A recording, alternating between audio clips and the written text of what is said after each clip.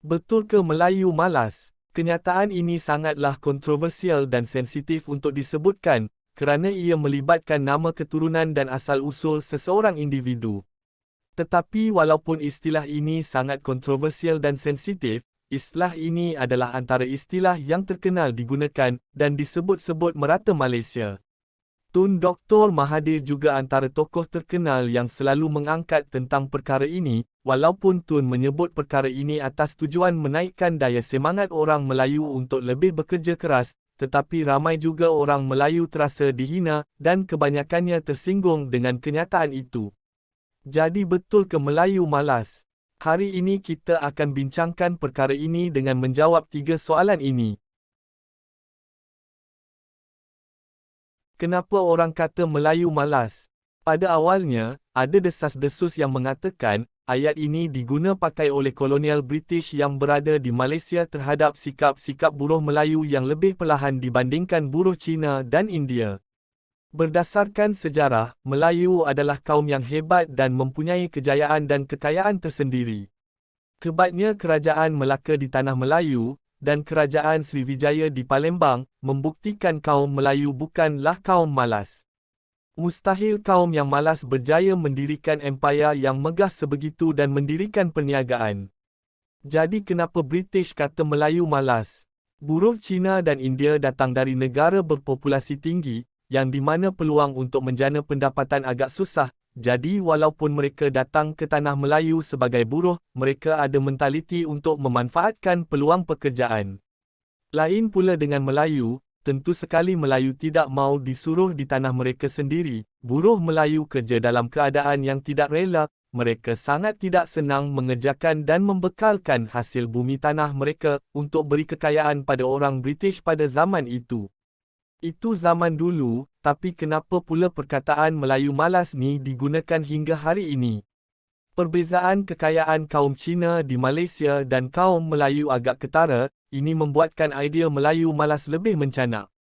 Kaum Cina yang terkenal dengan sikap kerajinannya, telah membayangi kaum Melayu.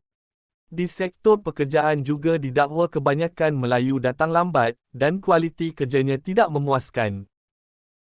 Jadi betulkah Melayu malas? Jawapannya ya, dan tidak.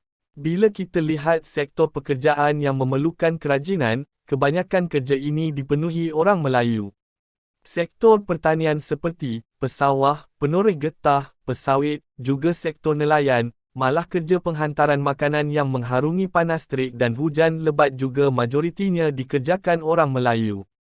Mustahil pekerjaan-pekerjaan begini boleh dilakukan oleh orang malas, kerana ini adalah pekerjaan yang memerlukan kerajinan tinggi. Dan saya yakin, masing-masing dari kita ini mesti ada kawan atau kenalan Melayu kita yang rajin-rajin. Jadi untuk berkata Melayu itu malas, sangatlah tidak masuk akal, kerana kita tahu betapa rajinnya orang-orang ini. Jangan kerana sebahagian Melayu yang malas, kita memukul rata semua Melayu malas. Ini tidak adil untuk Melayu yang rajin-rajin ini. Ingat, malas itu sifat individu, bukan sifat kaum. Dan ya, tak dinafikan ramai juga Melayu yang malas. Suka atau tidak kita kena akui, yang kebanyakan kita, kerja tidak sekeras majoriti sahabat Cina kita. Kenapa ini berlaku? Ini kerana Melayu terlalu selesa dengan hak tuan tanah yang kita dapat.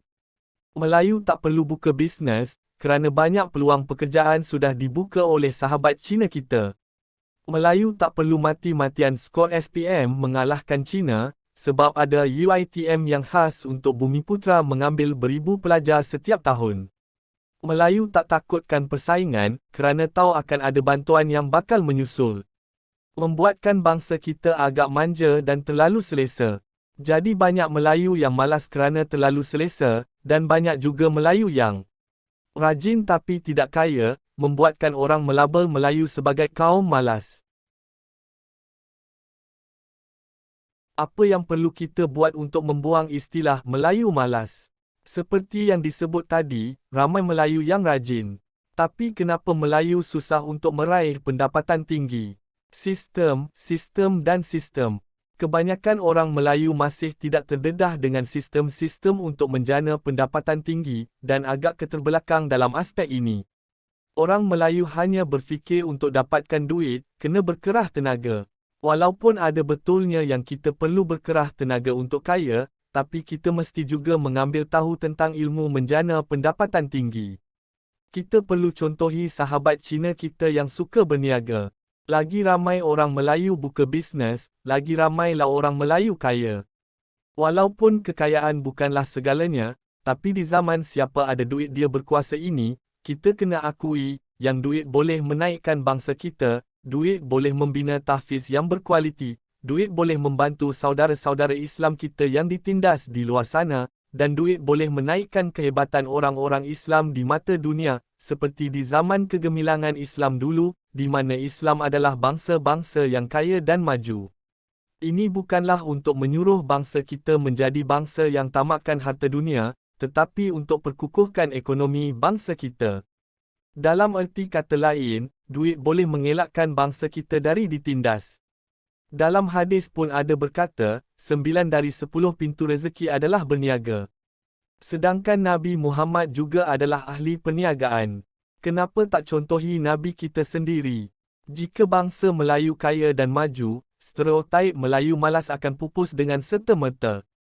Dan untuk Melayu yang sedikit malas dan terlalu selesa dengan hak tuan tanah, jangan kerana anda, orang Melayu lain yang rajin juga terkena tempias. Lihatlah realiti dan renungkan. Mungkin kita akan sedari, sedikit sebanyak, ada betul apa yang Tun cakapkan. Dan jika kita tak bersetuju dan marah dengan pendapat Tun dan istilah Melayu malas ini, kita jangan membangkang dan mogok, sebaliknya kita perlu buktikan yang Melayu rajin. Buktikan. Dengan fenomena filem Mat Kilau yang menyaksikan kebangkitan semangat bangsa Melayu, ini adalah masa yang terbaik untuk membuktikan bangsa Melayu adalah bangsa yang hebat.